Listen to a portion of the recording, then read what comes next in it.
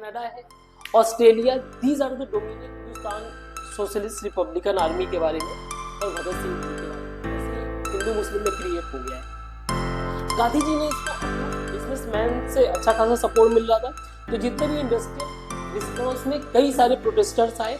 Good morning बच्चा, I hope पढ़ाई वढ़ाई सब ठीक ठाक चल रहा होगा। आज हम लोग जहाँ तक डिस्कस किए थे उसके आगे डिस्कस करेंगे। हमारा जो लास्ट टाइम जो टॉपिक था वो ये था कि कैसे नॉन कोऑपरेशन स्टार्ट होता है, नॉन कोऑपरेशन स्टार्ट होने के बाद फाइनली कैसे वो एंड होता है because of Chauri Chaura incident in 1922। आज हम लोग जो है मॉड्यूल 3 डिस्कस करेंगे, हिस्ट्री चैप्टर 2 मॉड्यूल 3। बेसिकली इस चैप्टर में about civil disobedience movement. Non cooperation movement के फेलियर का अगर आप रीजन देखोगे तो देखो, पहली बात तो गांधी जी का प्रयास था कि सत्याग्रह को इम्प्लीमेंट करना। अब सत्याग्रह में 3 बातें थी, one was truth, second was non violence and third was mass mobilisation.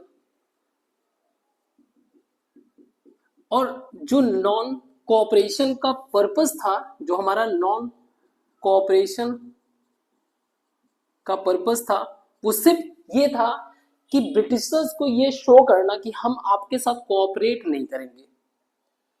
Keep in mind, we are not going to break any law, किसी तरीके के लॉ को ब्रेक नहीं कर रहे हैं, सिर्फ और सिर्फ कोऑपरेट नहीं करेंगे।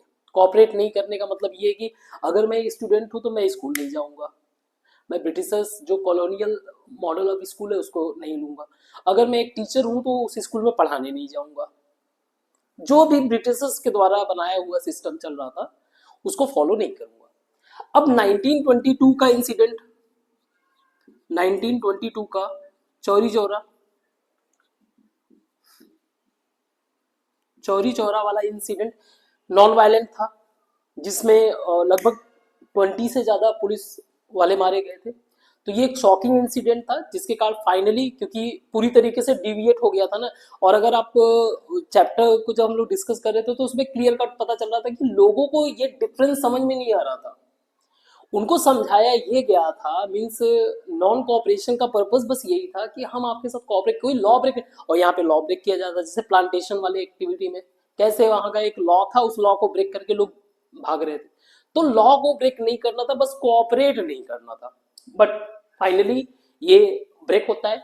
इस एंड के कारण, इस मूवमेंट के एंड के कारण, जैसे इसको एंड किया था गांधी जी ने, तो जो इंडियन नेशनल कांग्रेस था, इंडियन नेशनल कांग्रेस, उसमें कई सारे ऐसे मेंबर्स थे जिनका मानना ये था कि मूवमेंट को कंटिन्यू करना चाहिए। अगर मूवमेंट को कंटिन्यू करेंगे तो देश हमारा आजाद हो जाएगा। और गांधी जी का क्लियर कट मानना था कि नहीं, हम पूरी तरीके से डिविएट हो गए हैं, जो हमारा एक टारगेट था, जो हमारा मेथड था, वो पूरी तरीके से डिविएट हो गया, इसलिए हम जो है इस तरीके से आगे नहीं बढ़ेंगे। तो इंडियन नेशनल कांग्रेस में अलग अलग विचारधारा पनपने लगा। एक तो गांधी जी के, सबसे पहले तो गांधी जी के लीडरशिप पे क्वेश्चन होने लगा। दूसरा जो है ये कि जो मूवमेंट चल रहा है उसको कंटिन्यू करो। तीसरे वो लोग भी थे जिनका मानना ये था कि देखो, अगर आप सोसाइटी को चेंज करना चाहते हो तो रियलिटी ये है कि जो एक पहले से इस्टेब्लिश स्ट्रक्चर है उसमें पार्टिसिपेट करके ही चेंज कर सकते हो। तो कुछ ऐसे थे, और उस टाइम पे काउंसिल का इलेक्शन होने वाला था, लेजिस्लेटिव काउंसिल इलेक्शन।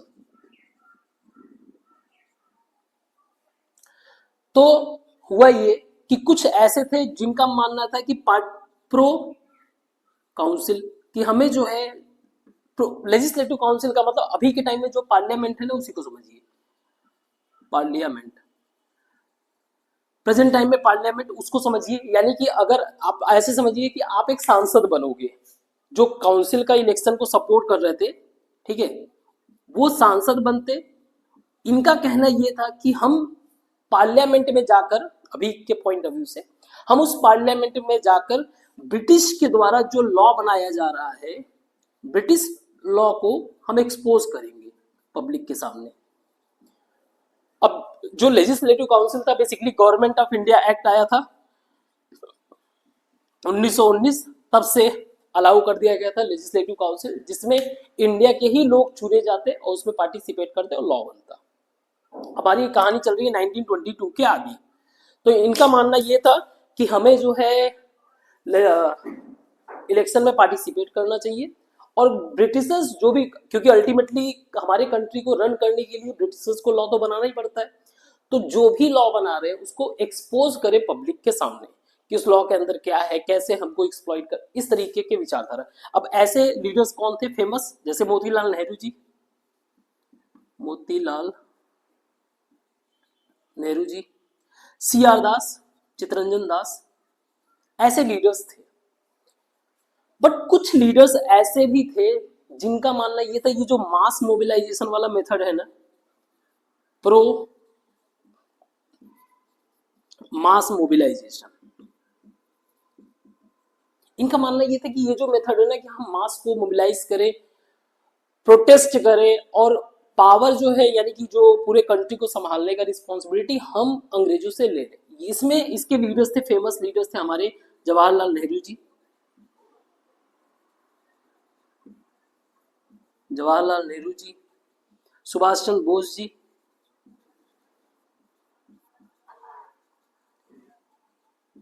इसके फेमस लीडर्स थे।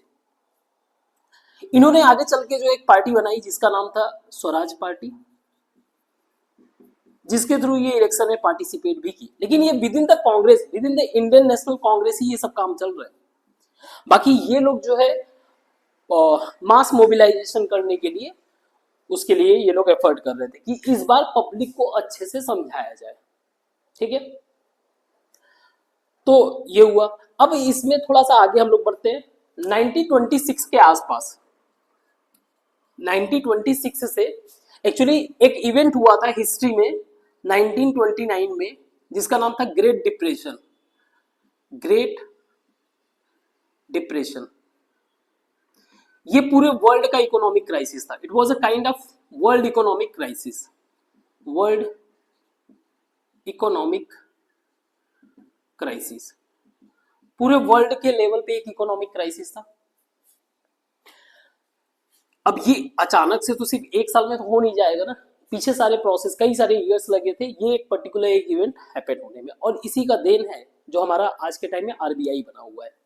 तो पूरे वर्ल्ड में इकोनॉमिक क्राइसिस हो गया था, जिसके कारण इंडिया भी इकोनॉमिक क्राइसिस फेस कर रहा था। अब 1926 में क्या हुआ, 1926 से जो मार्केट, जो स्पेशली पीजेंट्स थे, अब अगर कंट्री में देखा जाए तो मेजॉरिटी ऑफ पॉपुलेशन तो फार्मर ही थे, पीजेंट्स थे, ड्यू टू क्रॉप फेलियर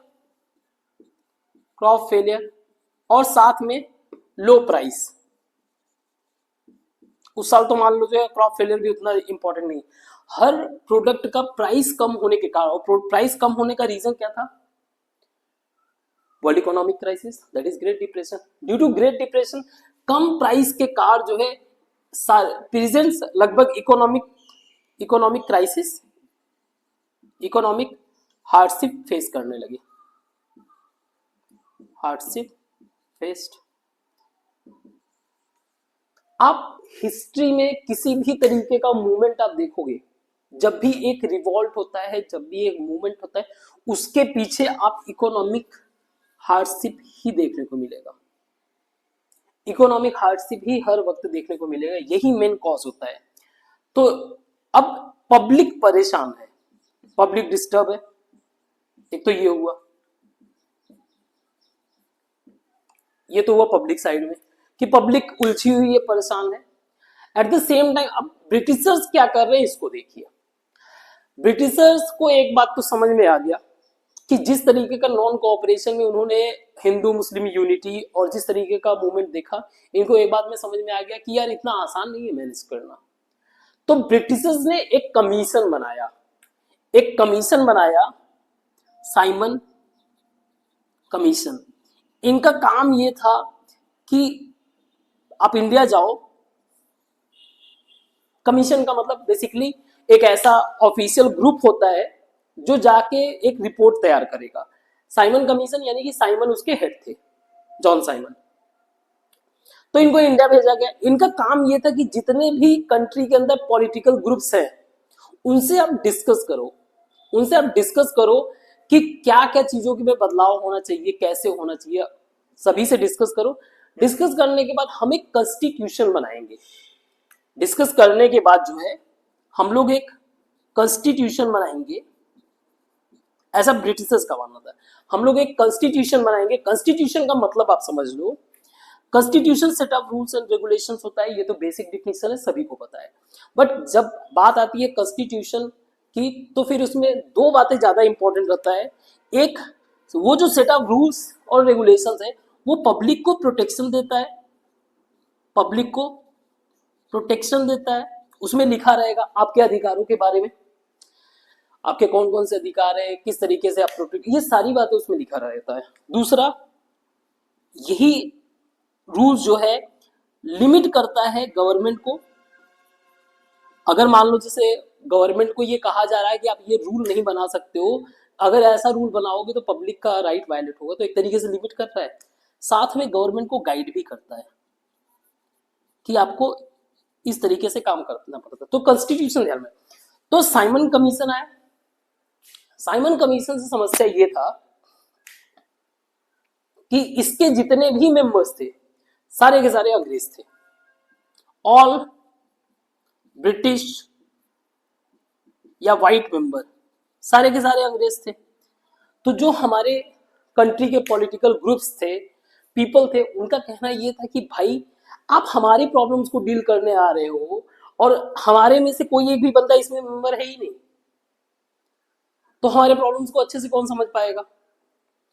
तो पब्लिक ने क्या किया, सारे के सारे पॉलिटिकल पार्टीज ने डिसाइड किया कि हम जो है साइमन कमीशन को बायकॉट करेंगे। और इसी तरीके से साइमन गो बैक का नारा आया। साइमन गो बैक का नारा आया। इस एक, अब ये काम कब चल रहा है, साइमन कमीशन बनाया गया था 1928 में।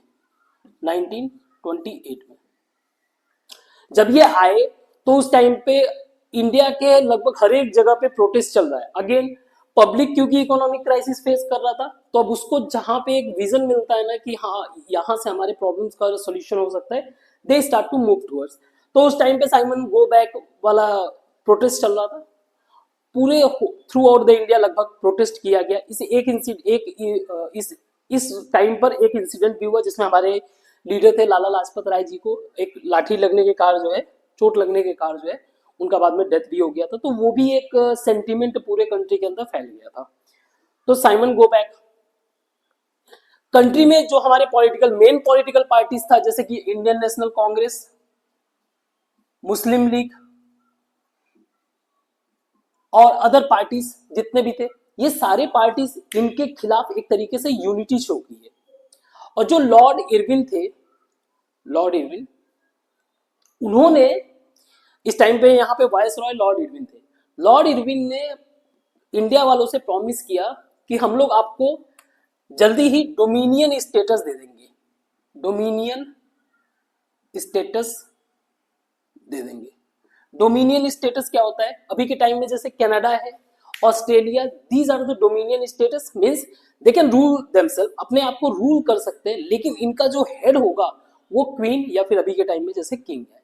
ठीक है, तो डोमिनियन स्टेटस मतलब आपका कंट्री रहेगा, आपके लोग ही रूल करेंगे, लेकिन जो हेड रहेंगे कंट्री के वो क्वीन या फिर किंग जो भी है।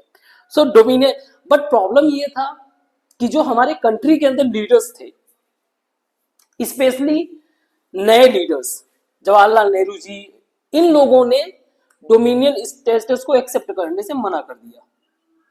डोमिनियन स्टेटस को एक्सेप्ट करने से मना कर दिया। इवन 1929 में एक सेशन हुआ कांग्रेस का। 1929 में एक कांग्रेस का सेशन हुआ लाहौर में, और उस टाइम पर उसके प्रेसिडेंट थे हमारे जवाहरलाल नेहरू जी।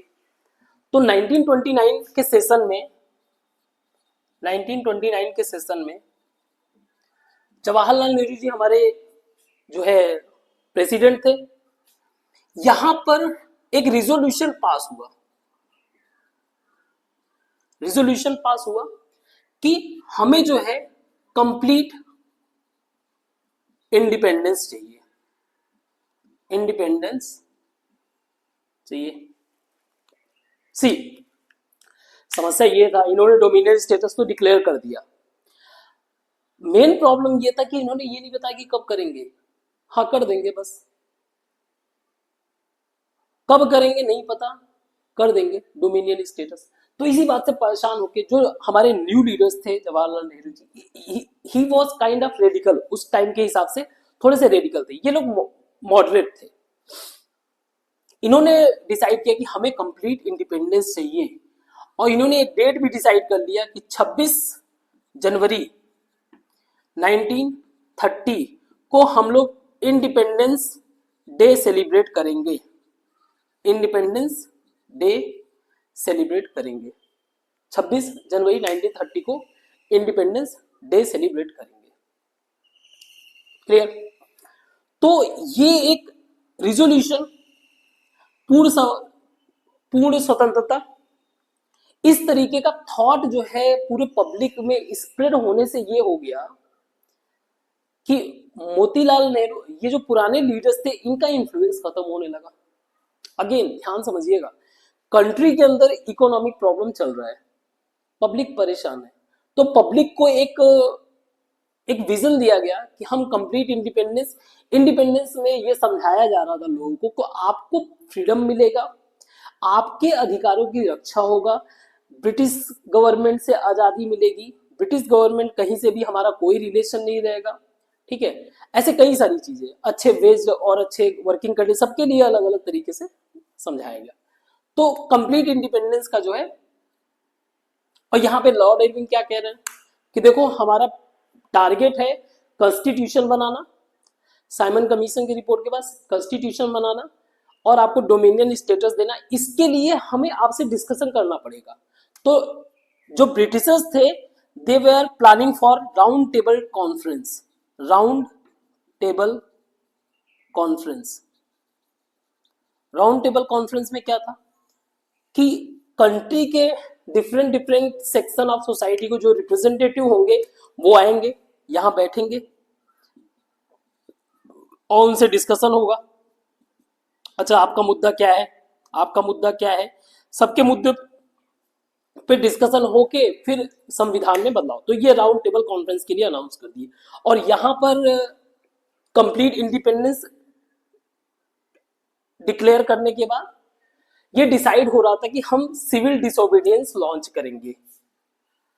तो इसकी जिम्मेदारी जो है इंडियन नेशनल कांग्रेस ने अगेन गांधी जी को दिए, और गांधी जी अब इस बात में उलझे हुए हैं कैसे कौन सी चीजों को पिक किया जाए, क्योंकि उन्हें पता है कि लास्ट टाइम हमारा नॉन कोऑपरेशन फेल हुआ था, इस बार जरूरी है कि पब्लिक को अवेयर कराना और कुछ ऐसी चीजों को पिक करना जो हर एक व्यक्ति से जुड़ा हुआ हो, जो लगे उनको कि आप डेली बेसिस पे जो है एक तरीके से प्रताड़ित किए जा रहे हो अंग्रेजों के द्वारा।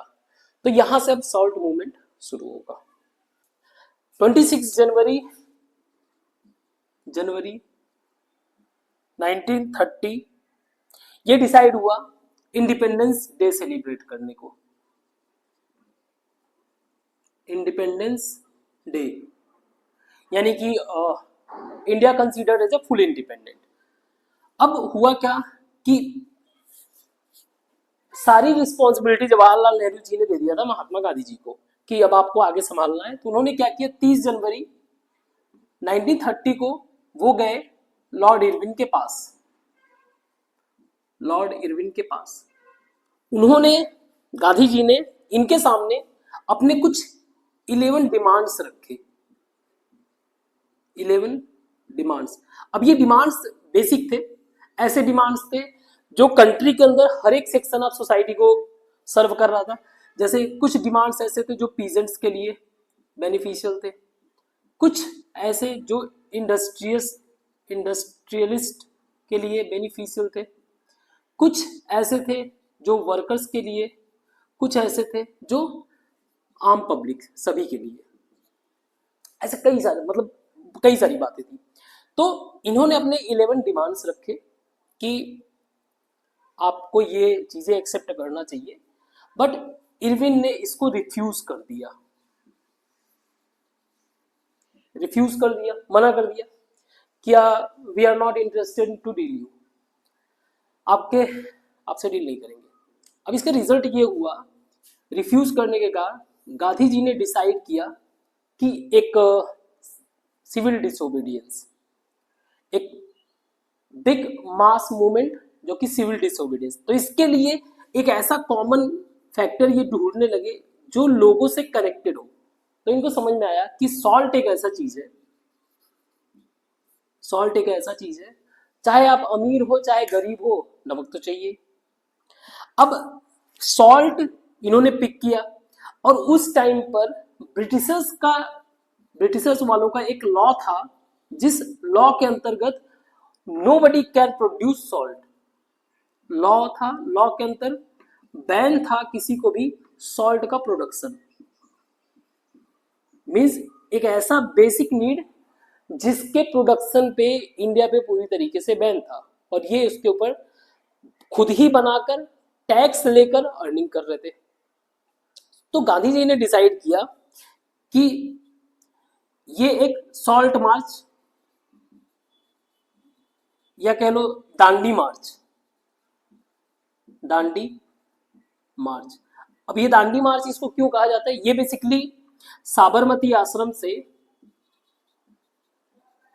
साबरमती आश्रम से दांडी एक छोटा सा गांव कह लो, छोटा सा town area, coastal coastal Arabian coast पे, कोस्टल एरिया, अरेबियन सी के कोस्ट पे एक छोटा सा गांव एरिया है। तो इन्होंने यहां से लेकर यहां तक का मार्च किया, स्टार्ट किया 12 मार्च 1930 को। यहां पे पैदल चले, लगभग ये 240 माइल, 240 माइल का मतलब ये कि ऑलमोस्ट 385 किलोमीटर समवेयर अराउंड। तो 385 किलोमीटर ये वॉक करते हुए गए, और यहां पे पहुंचे 6 अप्रैल 1930। इन्होंने क्या किया, यहां पे जो समुद्र का पानी था उसको बॉईल किए, सी वाटर को बॉईल किया। अब बॉईल करने के कारण जो पानी था वो तो उड़ गया, इवेपरेट हो गया, इवेपरेट नहीं कहेंगे, बॉईल होने के कारण वो जो है सारा का सारा वेपर में कन्वर्ट होकर ऊपर चला गया, बॉईल किया, अब बच गया सॉल्ट। तो ये एक तरीके से सॉल्ट प्रोडक्शन था। अब जब ये सॉल्ट इन्होंने बनाया तो इसी इमीडिएटली उन्होंने इस लॉ को ब्रेक कर दिया, और ये था beginning of civil disobedience movement पूरे कंट्री में। यानी कि अब लॉ को ब्रेक किया जाएगा। बट अगेन पब्लिक के अंदर उतनी समझ नहीं होती है ना, हर बातों का जो माइन्यूट इंफॉर्मेशन होता है वो, बट ठीक है। तो सिविल डिसोबीडियंस मूवमेंट जो है लॉन्च किया। हुआ ये कि पूरे कंट्री के अंदर प्रोटेस्ट होने लगा थ्रू आउट द कंट्री। उस प्रोटेस्ट में फॉरेन गुड्स इनका बायकॉट होने लगा। जितने भी लिकर शॉप है इनको भी पिकेटेड यानी कि बैन करने, लोगों को जाने नहीं देने जा रहे थे, लिकर शॉप को भी बैन करने लगे, बायकॉट करने लगे। अपार्ट फ्रॉम दैट अलग अलग तरीके के प्रोटेस्ट अलग अलग जगह पे छोटे मोटे लॉज को ब्रेक किया जा रहा था। तो इन सारे चीजों के रिस्पॉन्स में ब्रिटिशर्स ने भी ब्रूटल एक्शन लिया।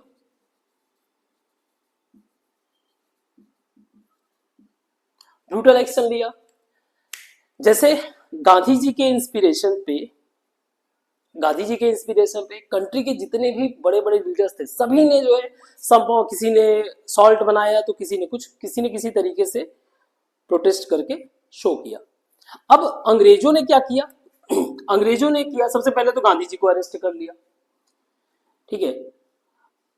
मेन लीडर्स में जिसका एक रिस्पॉन्स हुआ, जैसे कि एक आप लाहौर वेस्ट एक एक अब्दुल गफ्फार खान थे हमारे पॉलिटिकल लीडर, उनको अरेस्ट कर लिया गया अप्रैल 1913 में। इनको अरेस्ट करने के बाद जो है इनके रिस्पांस में कई सारे प्रोटेस्टर्स आए, प्रोटेस्ट करने लगे इनके अरेस्ट के अगेंस्ट। तो पुलिस ने उनके ऊपर फायरिंग की, बहुत ही ब्रूटल एक्शन लिया, जिसके कारण कई सारे लोग जो है मारे गए। इनका अरेस्ट हुआ अप्रैल 1930। प्रोटेस्ट, ब्रूटल एक्शन, पुलिस का ब्रूटल एक्शन, उसमें कई सारे लोग मारे गए, मेनी किल्ड, बहुत सारे लोग मारे भी गए और कई सारे लोग इंजर्ड भी हुए, कई सारे लोगों को जेल भेजा गया। ऐसे ही गांधी जी का अरेस्ट हुआ। गांधी जी के अरेस्ट के रिस्पॉन्स में एक शोलापुर जगह है महाराष्ट्र में, शोलापुर के फैक्ट्री में वहां के जो वर्कर्स थे उन्होंने बुरी तरीके से वायलेंट प्रोटेस्ट किया। जितने भी ब्रिटिशर्स, मतलब ब्रिटेन की सिंबल का जो भी चीज था, चाहे वो रेलवे हो, चाहे वो पोस्ट ऑफिस हो, चाहे वो कुछ भी हो, सब पे जाकर ये अटैक करने लगे। रिस्पॉन्स ये हुआ, ये अगर आप देखो तो ये लगभग जो है आगे पूरा ईयर चला। 19 हम शुरुआत में मार्च 1930 में है, मार्च 1930 ये चला आगे मार्च 1931 हम लोग यहां तक पहुंचेंगे। इस बीच में क्या हुआ है समझो। इस ब्रूटल एक्शन के पॉइंट ऑफ व्यू से कैसे ब्रिटिशर्स ने इसको डील किया, आप इससे अंदाजा लगा सकते हो कि लगभग लैक्स ऑफ पीपल अरेस्टेड, लाखों लोगों को अरेस्ट कर लिया गया। तो सोसाइटी के अंदर बहुत सारा प्रॉब्लम चल रहा था। इन सब चीजों को देखते हुए जो इरविन थे, लॉर्ड इरविन, इन्होंने गांधी जी से फिर कंप्रोमाइज किया। 5 मार्च को इरविन गांधी पैक्ट हुआ, इरविन गांधी पैक्ट। इसको करते ही सिविल डिसोबीडियंस टेम्पररी रूप में जो है उसको क्या कर लिया गया, विड्रॉ कर लिया गया। अब मुद्दा ये है कि लॉर्ड इरविन ने पैक्ट के लिए राजी क्यों हुआ। दूसरी बात ये कि गांधी जी को भी समझ में आ गया था कि एक तो अभी कुछ हो नहीं रहा है, ठीक है, और किसी मूवमेंट को हम बहुत लंबे चला नहीं सकते हैं, तो एक थोड़ा सा तो पॉज चाहिए। इस पैक्ट इस बेसिस पे हुआ कि आप सिविल डिसोबीडियंस को जो है कैंसिल करोगे अभी के लिए, और साथ में जो राउंड टेबल कॉन्फ्रेंस चल रहा है, इसमें इस बात को अच्छे से समझना पड़ेगा कि इसी दौरान ये जो इंसिडेंट चल रहा है, इसी दौरान नवंबर 1930 से जनवरी 1931 में फर्स्ट राउंड टेबल कॉन्फ्रेंस हुआ था।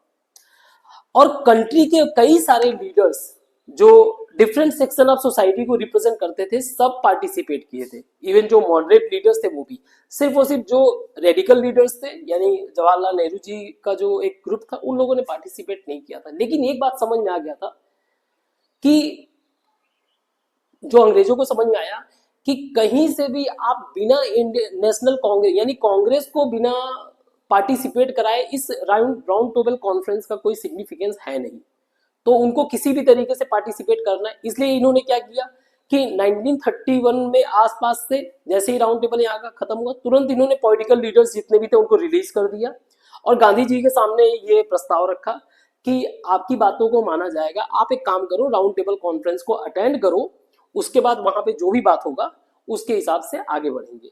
तो गांधी जी ने ठीक है एग्री कर गए। तो second round table conference Congress ने अटेंड किया और कांग्रेस के रिप्रेजेंटेटिव थे गांधी जी। थोड़े समय के लिए जो है सिविल डिसोबीडियंस जो है वो कॉल ऑफ हो गया था, ठीक है। सो गांधी इरविन पैक्ट हुआ, गांधी इरविन पैक्ट 1931 मार्च। सीडीएम लॉन्च कब हुआ था? सिविल डिसोबीडियंस मूवमेंट मार्च 1930 को लॉन्च हुआ था। लगभग एक साल बाद जो है गांधी इरविन पैक्ट से सिविल डिसोबीडियंस टेम्पररी सस्पेंडेड था। Civil disobedience movement suspended. अब राउंड टेबल कॉन्फ्रेंस हुआ, सेकेंड राउंड टेबल कॉन्फ्रेंस हुआ दिसंबर 1931 में। दिसंबर 1931 में second round table conference start हुआ। मींस कितने दिन बाद? लगभग 10 मंथ। मार्च, अप्रैल, मई, जून, जुलाई, अगस्त, सितंबर, अक्टूबर, नवंबर, दिसंबर, लगभग 9 मंथ। 9 मंथ के गैप में पब्लिक का रिएक्शन क्या था, क्या सिचुएशन था, वो तो चलो आगे डिस्कस करेंगे। जब राउंड टेबल कॉन्फ्रेंस अटेंड किए तो जो डिस्कशन था वो फेल हो गया, जो भी टॉक था वो फेल हो गया, और गांधी जी को समझ में आ गया कि ये लोग कहीं से भी इस मूड में नहीं है कि हम लोग पावर को ट्रांसफर करें। तो वापस आ जाते हैं, रिटर्न आ जाते हैं गांधी जी। रिटर्न 1932 जनवरी। रिटर्न आने के जैसे ही आते हैं, ये रीलॉन्च करते हैं, relaunch civil disobedience. But Britishers का क्या रिस्पॉन्स था? इस फेलियर के कारण, इस स्टॉक फेलियर के कारण ब्रिटिश ने बैन कर दिया कांग्रेस को। कांग्रेस को बैन कर दिया, किसी भी तरीके से बॉयकॉट या किसी भी तरीके के प्रोटेस्ट को बैन कर दिया। तो जब गांधी जी आके इन्होंने सीडीएम को लॉन्च किया 1932 में, तुरंत इनको अरेस्ट कर लिया गया, और जितने भी लीडर्स थे सबको अरेस्ट किया, इंक्लूडिंग गांधी जी, सबको अरेस्ट कर लिया गया। तो लॉन्च तो हो गया सिविल डिसोबीडियंस, लेकिन till 1934 civil disobedience movement end हो गया, खत्म हो गया। क्योंकि जो सेकेंड रिस्पॉन्स था ना, सेकेंड टाइम जब सिविल डिसोबीडियंस को हम लोग लॉन्च कर रहे थे, तो उसमें पब्लिक सपोर्ट बहुत अच्छा नहीं मिला। अब इसमें हमें यही समझना है, could not gain public support at large, बहुत अच्छे से पब्लिक का सपोर्ट नहीं मिला। तो हमें उस पर्सपेक्टिव के भी समझना है कि कैसे पब्लिक जो है रिएक्ट की थी। देखो, people in civil disobedience movement जब शुरू में लॉन्च हुआ था, तो पब्लिक ने इसको कैसे कैसे कंसीडर किया था। तो अगर मैं मेजॉरिटी पीपल को एक सेक्शन ऑफ सोसाइटी में डिवाइड कर दूं, तो कुछ तो ऐसे थे जो पीजेंट्स थे, पीजेंट्स में भी वो पीजेंट जो रिच थे, बड़े पीजेंट्स, और वो जो पुअर थे। ऐसे ही इंडस्ट्री के कंटेक्स्ट में वो जो बिग बिजनेसमैन थे,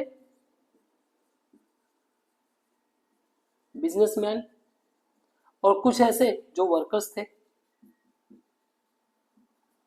और एक और लास्ट वुमेन। सबका अपना अपना इंटरेस्ट था, सबने अपने अपने पॉइंट ऑफ व्यू से अपने अपने इंटरेस्ट को रखते हुए सिविल डिसोबीडियंस में पार्टिसिपेट किए थे। जैसे एग्जांपल के लिए हम लोग रिच पीजेंट की बात कर ले। अगर रिच पीजेंट की आप बात करोगे तो इंडिया में, जैसे एग्जांपल के लिए आप समझ लो, जाट हो गए, वेस्टर्न यूपी और हरियाणा वाला जो जोन, यहाँ पे जो जाट्स है ये थोड़े रिच पीजेंट्स है। इसके अलावा पाटीदार्स गुजरात के, तो ऐसे रिच पीजेंट्स थे, इनकी अर्निंग अच्छी खासी थी। प्रॉब्लम ये था कि जब इकोनॉमिक क्राइसिस चल रहा था 1926 में, 1926 के आसपास 27-28 ऐसे, इस टाइम पर पूरे वर्ल्ड लेवल पे जो बेसिक प्राइस थे सबके डाउन थे। यानी जो रिच पीजेंट थे इनकी अर्निंग लेस थी, अर्निंग तो लेस थी, लेकिन ये कहीं से भी जो इनको टैक्स पे करना था उसमें कोई भी रियायत नहीं था। तो ये दुखी थे ब्रिटिशर्स से ये पूरी तरीके से दुखी थे। दैट इज द रीजन इन्होंने सपोर्ट किया। ठीक है। तो ये दुखी थे रिच पीजेंट्स, तो इनको जो है समझ में आया कि अगर हम लोग इस तरीके के मूवमेंट के पार्टिसिपेट बनते हैं और अगर ब्रिटिशर्स को हटा दिए तो हमें इस तरीके के प्रॉब्लम को झेलना नहीं पड़ेगा। लेकिन हुआ ये कि 1931 में जब अचानक से सीडीएम कैंसिल हो गया, इनको तो कहीं से भी कुछ भी फायदा नहीं हुआ, इनको कहीं से बेनिफिट नहीं हुआ। दैट इज द रीजन जब सेकेंड टाइम में सिविल डिसोबीडियंस लॉन्च हुआ, इन्होंने पार्टिसिपेट नहीं किया कि आपका जो फर्स्ट सिविल डिसोबीडियंस था वो होने से हम लोगों को कोई बेनिफिट नहीं हुआ, इसलिए कोई पार्टिसिपेशन नहीं। जो इस पुअर फार्मर्स थे ये बेसिकली टेनेंट फार्मर्स थे जो बिग लैंड लॉर्ड्स के लैंड्स पर जो है काम करते थे, तो इनको रेंट पे करना रहता था। बट अगर आप देखो इकोनॉमिक क्राइसिस का इनकी भी अर्निंग नहीं हो रही थी, they were not in that position कि ये रेंट को पे कर सके। और ये अक्सर जो है सोशलिस्ट और कम्युनिस्ट के द्वारा, सोशलिस्ट और कम्युनिस्ट मूवमेंट के पार्टिसिपेंट रहते थे। कम्युनिस्ट मूवमेंट जब होता था उसमें पार्टिसिपेट। और सोशलिस्ट और कम्युनिस्ट का मतलब क्या है? सोशलिस्ट का एक फिलोसॉफी आप समझ लो, सोशलिस्ट की फिलोसॉफी में जो भी रिसोर्स है वो सारा का सारा गवर्नमेंट का होगा। अभी के लिए बस आप इतना समझो। तो जो पुअर फार्मर्स है और जो बड़े बड़े लैंड होल्डर्स हैं जिनके पास बहुत बड़ी जमीन है, तो ये चाहते थे ना कि उनकी जमीन गवर्नमेंट छीन के हमें दे दे। तो ऐसे मूवमेंट को, और कांग्रेस कहीं से भी, इंडियन नेशनल कांग्रेस इस तरीके के मूवमेंट को कहीं से भी सपोर्ट नहीं किया। उनको डर था कि इनका सपोर्ट ना लूज कर दे, तो ये पुअर फार्मर को उस टाइम पे सपोर्ट नहीं कर रहे थे। अब पहले वाले सिविल डिसोबीडियंस में इन्होंने सपोर्ट तो गेन किया नहीं, इसलिए सेकेंड टाइम में जब लॉन्च हुआ तो इन्होंने इंटरेस्ट नहीं शो किया, हमें नहीं इंटरेस्ट शो करना है। ऐसे इंडस्ट्रियलिस्ट जो बड़े बिजनेसमैन है, जब फर्स्ट टाइम पे नॉन कोऑपरेशन मूवमेंट लॉन्च हुआ था तो उसमें फॉरेन क्लॉथ का बड़ा बायकॉट हुआ था। उस बायकॉट के कारण जब इन्होंने अपने प्रोडक्ट को लॉन्च किए तो उस समय फॉरेन से तो कोई कंपटीशन था ही नहीं, तो इन्होंने खूब अच्छा खासा पैसा अर्न किया, खूब अर्निंग की उस प्रोटेस्ट से, अर्निंग खूब किया। इसके बाद जो है बाद में जब सारे मैटर्स सॉर्ट आउट हो गए तो ब्रिटिशर्स के जो रूल्स रेगुलेशन थे, जैसे कि टैक्स पे करना, और ब्रिटिशर्स की जो पॉलिसी थी वो ज्यादा से ज्यादा फॉरेन प्रोडक्ट को इंडिया में लाने का एक तरीके से सॉल्यूशन वो लोग करते थे, एक्सपोर्ट करने के लिए बहुत ज्यादा प्रॉब्लम कर रखे थे। तो ब्रिटिशर्स के पॉलिसी से ये दुखी थे, तो ये तो चाहते थे कि हम लोगों को आजादी मिलनी चाहिए,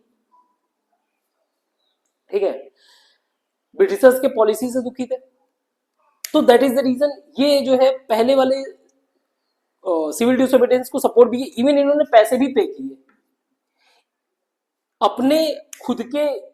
जो बिजनेसमैन थे इन्होंने अपनी खुद की एक पॉलिटिकल पार्टी, यानी कि पॉलिटिकल पार्टी आप नहीं कहोगे, ग्रुप भी बनाया था, business group, Indian industrialist commercial Congress, इस तरीके से 1920 में बनाया था। बाद में 1927 में इन्होंने फिक्की बनाया जो अभी के टाइम में बड़ा ही फेमस है। तो कहने का मतलब ये था कि ये पैसे से भी इंडियन नेशनल कांग्रेस को सपोर्ट करते थे। लेकिन जब दोबारा हुआ तो इन लोगों को एक बात और भी रियलाइज हुआ कि जो अभी के टाइम में कांग्रेस लीडरशिप है उसमें सोशलिस्ट एलिमेंट ज्यादा है, सोशलिस्ट पीपल ऐसे हैं जो हमारे प्रॉफिट को बाद में जो है डिस्टर्ब कर सकते हैं, हमारे रिसोर्सेज को डिस्टर्ब कर सकते हैं अगर ये पावरफुल हुए तो सेकेंड टाइम इन्होंने इसलिए जो है सपोर्ट नहीं किया। वर्कर्स की बात कर ले, क्योंकि इंडियन नेशनल कांग्रेस को जो है बिग बिजनेसमैन से अच्छा खासा सपोर्ट मिल रहा था, तो जितने भी इंडियन इंडस्ट्रियल वर्कर्स थे, इंडियन नेशनल कांग्रेस ने खुल के इनको सपोर्ट नहीं किया। तो ये भी रीजन था, इन्होंने भी सेकेंड टाइम जब लॉन्च हुआ, क्योंकि इनको समझ में आ गया कि इनका इंटरेस्ट तो उतना सर्व हो नहीं रहा है, तो इन्होंने भी सेकेंड टाइम में इंटरेस्ट नहीं किया, पार्टिसिपेट नहीं किया, उतना इंटरेस्ट शो नहीं किया, क्योंकि इनको समझ में आ गया ना पहला इंटरेस्ट इनका क्या था वो सर्व हुआ नहीं। वही वुमेन की बात करें तो वुमेन में ज्यादातर पार्टिसिपेंट या तो अर्बन एरियाज थी और या फिर जो रिच पीजेंट्स थे गांव एरिया में, तो जो रिच पीजेंट्स थे उनसे उनकी वुमेन्स जो है उस सोसाइटी से बिलोंग करती थी। इन लोगों ने सपोर्ट तो खूब किया, पार्टिसिपेट, इवन जब साल्ट सत्याग्रह हुआ, मार्च वगैरह हुए, तो अच्छा खासा इन्होंने पार्टिसिपेशन किया। लेकिन गांधी जी की एक फिलोसॉफी उस टाइम पे यही थी कि वुमेन जो है हाउस वाइफ एक बेहतर बन सकती हैं, उन्हें घर का ज़्यादा ख्याल रखना चाहिए। तो वो उस टाइम पे सोशल एटीट्यूड इसी तरीके से था, तो इनको भी समझ में आ गया कि इनका कोई पॉलिटिकल फ्रीडम उनको उतना उस तरीके से दिख नहीं रहा है, तो इनका भी सपोर्ट जो है कांग्रेस में थोड़ा थोड़ा कम होने लगा। ये मेन रीजन थे जिसके कारण जो है धीरे धीरे कांग्रेस सिविल डिसोबीडियंस जो सेकेंड टाइम में लॉन्च हुआ उसमें पब्लिक पार्टिसिपेशन बहुत अच्छा नहीं मिला जैसा पहली बार मिला था। सिविल डिसोबीडियंस को लेकर दलित का क्या रिएक्शन था, अगर दलित की बात करें, क्योंकि ये भी एक इम्पोर्टेंट फैक्टर थे हमारे कंट्री में, अभी भी है। तो सिविल डिसोबीडियंस को लेकर कांग्रेस ने कभी भी उस टाइम पर कभी भी जो दलित के मुद्दे थे उसमें बहुत ज्यादा इंटरेस्ट शो नहीं किया था। उसका रीजन ये था कि कांग्रेस के जो एक तरीके से पार्टिसिपेंट थे, मेजर पार्टिसिपेंट, वो high Hindu, high upper class, या ऐसे कह सकते हो हिंदू अपर क्लास ज्यादा इसके पार्टिसिपेंट थे, हिंदू अपर क्लास। इसके कारण जो है कभी भी कांग्रेस खुलकर जो दलित के मुद्दे थे उनको अच्छे से सपोर्ट नहीं कर पाया। और गांधी जी ने बहुत कोशिश किया, गांधी जी ने कई सारे एफर्ट किए, इवन उन्होंने सपोर्ट किया, सत्याग्रह लॉन्च किया टेम्पल एंट्री के लिए कि इनको टेम्पल एंट्री मिलना चाहिए। पब्लिक प्लेसेस हैं जैसे कि वेल, टैंक, ऐसी जगह जो भी पब्लिक प्लेसेस है उनको एक्सेस टू पब्लिक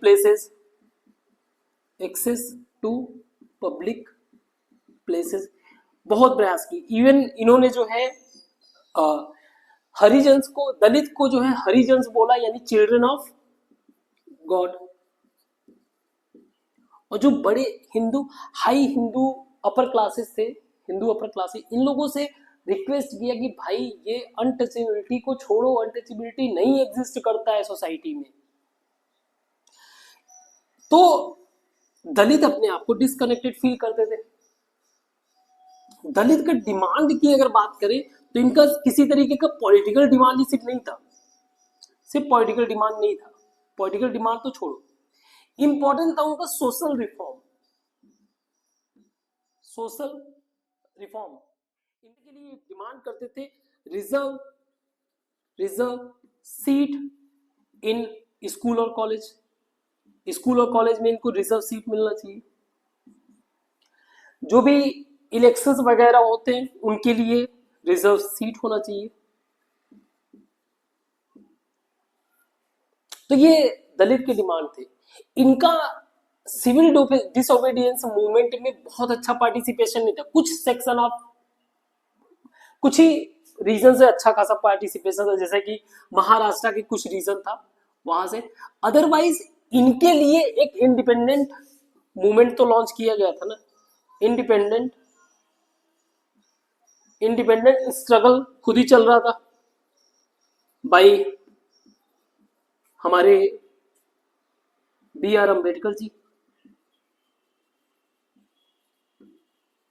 दलित के इंटरेस्ट को इंश्योर कराने के तो अलग ही इंडिपेंडेंट मूवमेंट कर रहे थे, तो इसलिए दलित बहुत ज्यादा इसमें इन्वॉल्व नहीं हुए सिविल डिसोबीडियंस। इवन इन्होंने जो है 1930s में एक पॉलिटिकल पार्टी फॉर्म किया, that is Dalit classes association. इन्होंने, अंबेडकर जी ने तीनों राउंड टेबल कॉन्फ्रेंस अटेंड किया। इवन जब second round table conference attend किया, इन्होंने डिमांड किया, सेकेंड RTC में इन्होंने डिमांड किया सेपरेट इलेक्टोरेट का, सेपरेट इलेक्टोरेट। अब सेपरेट इलेक्टोरेट होता क्या है, याद रखना, सेपरेट इलेक्टोरेट 1909 में मुस्लिम को दिया गया था सबसे पहले।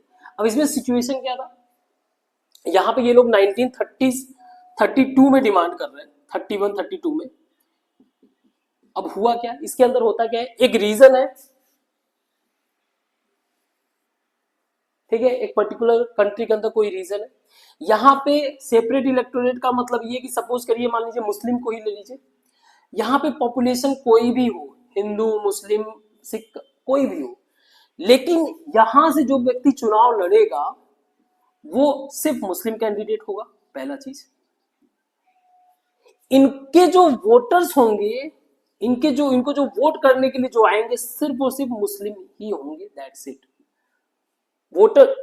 वोटर्स भी मुस्लिम होंगे, और जो पार्टिसिपेंट, जो कैंडिडेट होगा वो भी मुस्लिम। इसी तरीके से सेपरेट इलेक्टोरेट इनको जो है, इन्होंने डिमांड किया। गांधी जी ने इसको अपोज किया, क्योंकि उन्हें पता था कि कितना खतरनाक लेवल ऑफ डिवीजन वैसे ही हिंदू मुस्लिम में क्रिएट हो गया है। गांधी जी ने इसको अपोज किया, और इवन इसका डेंजर पता था, कितने लेवल का डेंजर, कितने लेवल का एक ब्लंडर मिस्टेक हो सकता है। इन्होंने फास्ट किया, फास्ट अनटू डेथ। ये उस टाइम पे पुणे में थे, पुणे की जेल में, यरवदा जेल। फास्ट किया क्योंकि तब तक जो है, जो वहाँ के प्राइम मिनिस्टर थे ब्रिटेन के, उन्होंने अनाउंस कर दिया था कि हम लोग जो है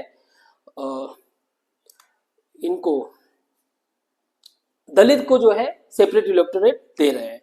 तो इन्होंने फास्ट, गांधी जी ने फास्ट कर लिया। तो फिर अंबेडकर जी जाके इनसे मिले, और अंबेडकर जी ने इनसे जो है, बी आर अम्बेडकर जी इनसे मिले, और कुछ इन लोगों के बीच में कुछ एक तरीके से ट्रीटी हुआ, जिसको बोलते हैं Pune pact. Pune pact sign हुआ।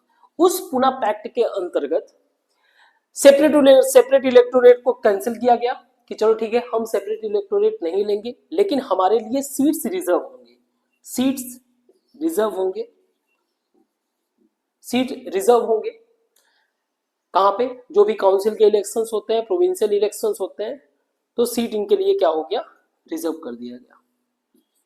अब क्योंकि हमारे कंट्री में, आप लोग भी आप देखो कि पढ़ाई में आप इतना इंटरेस्ट लेते हो, जब भी सोशल बिल्डिंग की बात करती है, सोसाइटी का एक सर्टेन थॉट होता है, सोशल बिल्डिंग की जब बात होती है, इसको कम से कम नहीं, मिनिमम 25 से लेके 50 साल लगते हैं, मिनिमम 25। और एक सोशल का डिस्ट्रक्शन करना, इससे कम समय में। ये अंग्रेजों ने किया था, ठीक है। तो ये था हमारा दलित का पार्टिसिपेशन। अब एक मुस्लिम का भी देख लेते हैं।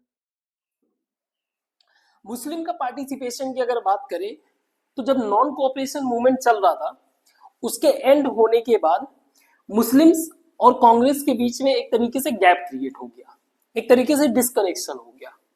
डिस्कनेक्शन होने के बाद, और कई सारे कम्युनल वायलेंस भी कंट्री में एक तो हो रहे थे, तो कहीं ना कहीं मुस्लिम और कांग्रेस, ये दोनों में certain kind of separation feel होने लगा, और सिविल डिसोबीडियंस में उसी तरीके से इनका सपोर्ट भी कमी देखने को मिला। तो इसमें बेसिकली हुआ ये, हम लोग डिस्कस कर रहे हैं मुस्लिम इन सिविल डिसोबीडियंस मूवमेंट। तो नॉन कोऑपरेशन के बाद, नॉन कोऑपरेशन मूवमेंट के बाद इनमें थोड़ी सी गैप हो गया, गैप, प्रॉपर कनेक्टिविटी नहीं था, और कई सारे कम्युनल वायलेंस होने के कारण एक तरीके से एनिमोसिटी, मतलब थोड़ी सी तो नाराजगी क्रिएट हो गया। 1927-28 में जब वो साइमन कमीशन वाला मैटर हुआ था, at that time Muslim league और कांग्रेस जो है यूनाइट हुए एक मैटर के लिए। इवन उसके बाद जो है मुस्लिम लीग ने कुछ प्रपोजल भी रखा। उस टाइम पर मुस्लिम लीग को तो सेपरेट इलेक्टोरेट था, उन्होंने बोला कि चलो ठीक है, हम लोग सेपरेट इलेक्टोरेट को छोड़ने को तैयार है, उसके लिए आप करो क्या, हमारे लिए सीट रिजर्व कर दो। पहला चीज, कई सारे डिमांड रखे उनमें, मेजर बातें, एक तो आप सीट रिजर्व कर लो। दूसरी बात, जो भी मेजॉरिटी स्टेट्स हैं, स्पेशली मुस्लिम मेजॉरिटी, जो मुस्लिम मेजॉरिटी स्टेट्स हैं, जैसे कि पंजाब हो गया, बंगाल हो गया, बंगाल का रीजन, यहां पे जो है हमारे लिए प्रोपोर्शनल रिप्रेजेंटेशन का मेथड कर दो। अब ये होता क्या है? प्रोपोर्शनल रिप्रेजेंटेशन का मतलब ये है, जैसे एग्जांपल के लिए एक कंट्री है, वहां पे 100 लोग पॉपुलेशन है, ठीक है, जिसमें से मान लीजिए 80 लोग जो है, 80, सपोज मैं मुस्लिम मेजॉरिटी की बात कर रहा हूं, ठीक है, 80 मान लो मुस्लिम है, इसमें से 10 मान लो हिंदू हैं, 10 हिंदू और 5 मान लो बुद्धिस्ट है। तो जो मान लो इसमें टोटल जो है, नहीं 10 मान लो बुद्धिस्ट है, ठीक है। तो सपोज करो कि इस एरिया को रिप्रेजेंट करने के लिए 10 लोग, मतलब इनके मान लो लॉ मेकर्स जो है वो 10 है, लॉ मेकर्स इनके 10% है। तो 10 में से 8 जो है वो मुस्लिम को रिप्रेजेंट करेंगे, 10 में से 1% जो है वो बुद्धिस्ट को रिप्रेजेंट करेगा और 1% जो है हिंदू को रिप्रेजेंट, इनका ऐसा मानना था। तो ये प्रोपोर्शनल, यानी जितना पॉपुलेशन उसके बेसिस पे हमें रिप्रेजेंटेशन दे दो। इस डिमांड के अगेंस्ट जो है, जो हिंदू पार्टीज थी, हिंदू महासभा, इन्होंने इसका विरोध किया। तो ये तो एक्सेप्ट हुआ नहीं। जब ऑल पार्टी मीटिंग हुआ उस टाइम पर इन्होंने जब अपने प्रपोजल रखे कि ठीक है, जो सेपरेट इलेक्टोरेट हमें मिला है उसको हम छोड़ देते हैं, आप ये चीज कर लो, हिंदू महासभा ने उसको एक्सेप्ट नहीं किया। अब हिंदू महासभा ने एक्सेप्ट नहीं किया, इसके कारण जो है फिर वापस से मुस्लिम्स को ये लगने लगा कि चलो ठीक है, आज हम आपको सपोर्ट अगर करें और कल को अगर मान लो आप इंडिपेंडेंस ले लो, फिर तो जो कंट्री में गवर्न करेंगे हिंदू मेजोरिटी होगा, हिंदू मेजोरिटी होगा। हिंदू मेजोरिटी हो सकता है कि जो है हमारे मुस्लिम मेजोरिटी के इंटरेस्ट को ध्यान में ना रखे। तो कहीं ना कहीं ये एक मेजर सोच था जिसके कारण मुस्लिम जो है सिविल डिसोबीडियंस में नॉट पार्टिसिपेटेड, प्रॉपर वे से पार्टिसिपेट कुछ नहीं देखने को मिला, ठीक है। तो ये हमारे मेन टॉपिक से जो डिस्कस हो गया। अब छोटी छोटी कुछ बातें हैं, 2 बातें हैं, उसको हम लोग डिस्कस कर लेते हैं।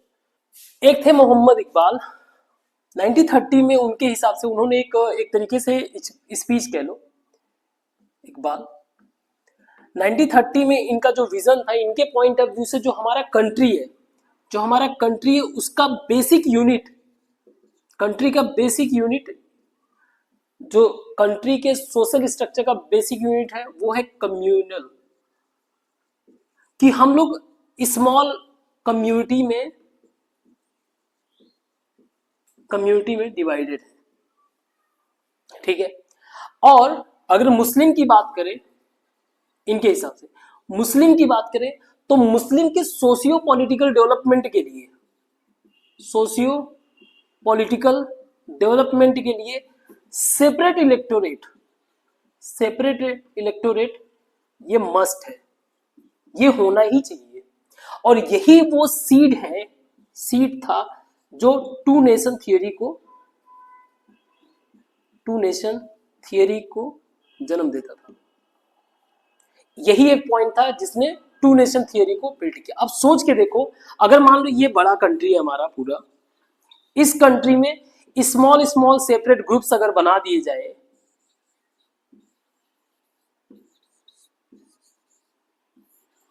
तो ऐसे सभी का तो ये फीलिंग हो जाएगा। That is the reason Gandhi ji को पूरे वर्ल्ड में इसीलिए पूजा जाता है, उनका विजन बहुत स्ट्रांग था। अगर हम लोग दलित को ऐसे करते तो दलित अपना कंट्री का डिमांड करते। इवन ब्रिटिशर्स उस टाइम पे सोचते भी थे कि आगे चल के इंडिया जो है, जैसे बाल्कन स्टेट फॉर्म हुए हैं ना, आप लोगों ने पहले वाले में पढ़ा होगा, पहले चैप्टर में, जैसे बाल्कन रीजन फॉर्म हुआ है, छोटे छोटे कंट्रीज है, ऐसे ही इंडिया भी डिवाइड हो जाएगा बिकॉज ऑफ स्मॉल कम्युनिटीज, छोटे छोटे कम्युनिटीज है जिनकी अलग अलग हिस्ट्री है, अलग अलग थॉट है, अलग अलग सेपरेशन है जिसके बेसिस पे। तो दैट इज द रीजन जो है सेपरेट इलेक्टोरेट नहीं एक्सेप्ट किया था गांधी जी ने। एक और लास्ट पॉइंट है, तो जहां पे हमारा एक main stream political party Congress, जिनका एजेंडा था मास यानी सत्याग्रह, मान लीजिए गांधी जी को ही रिप्रेजेंट कर रहा था, तो सत्याग्रह, मास मोबिलाइजेशन, नॉन वायलेंस, ये सारी चीजें। इसी पैरेलल में एक और ग्रुप चल रहा था जिसको बोलते थे रिवोल्यूशनरी यंग ग्रुप। तो इसमें हमारे भगत सिंह जी थे, Bhagat Singh ji, Batukeshwar Dutt,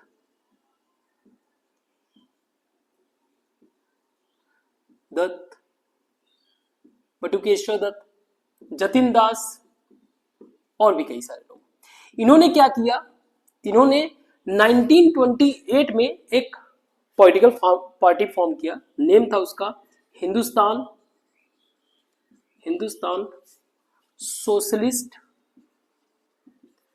socialist republican army. तो इन्होंने ये ग्रुप बनाया जिसको हम कह सकते हैं HSRA। ओके 1928। अच्छा, इस टाइम पे आप लोग फिगर आउट करोगे ना तो सोशलिज्म का बहुत ज्यादा इंपैक्ट था, क्योंकि उस टाइम पे सोशलिज्म के बेसिस पे जो है रसिया फ्लरिश कर रहा था। तो बेसिकली हमारे सोसाइटी में जो भी चीज होता है हम उसी से इंस्पायर होते हैं। इन्होंने ये अपना ग्रुप बनाया, पार्टी बनाई। इस ग्रुप ने अप्रैल 1929 को बॉम्ब अटैक किया लेजिस्लेटिव असेंबली में। अब कोई इंटेंशन नहीं था किसी को मारने का, बट ये चाहते थे कि इनकी बातों को सुना जाए। बाद में लॉर्ड वायसरॉय, लॉर्ड इरविन थे, वो भी कहीं जा रहे थे, उनके भी जो ट्रेन था उसको भी ब्लो करने की कोशिश किया। तो ऐसे कई सारे इंसिडेंट थे जिसके कारण इन लोगों को अरेस्ट किया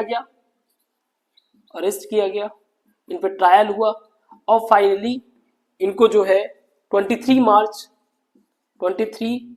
मार्च 1931 को एग्जीक्यूट कर दिया गया।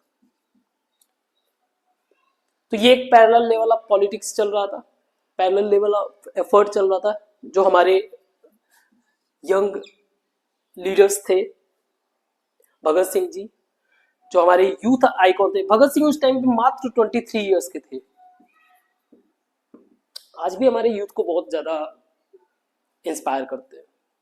बट अगेन कहीं ना कहीं जो है ये वायलेंस के कारण जो है इनको एक अच्छा सपोर्ट नहीं गेन कर पाए। ठीक है, तो ये था हिंदुस्तान सोशलिस्ट रिपब्लिकन आर्मी के बारे में और भगत सिंह जी के बारे में।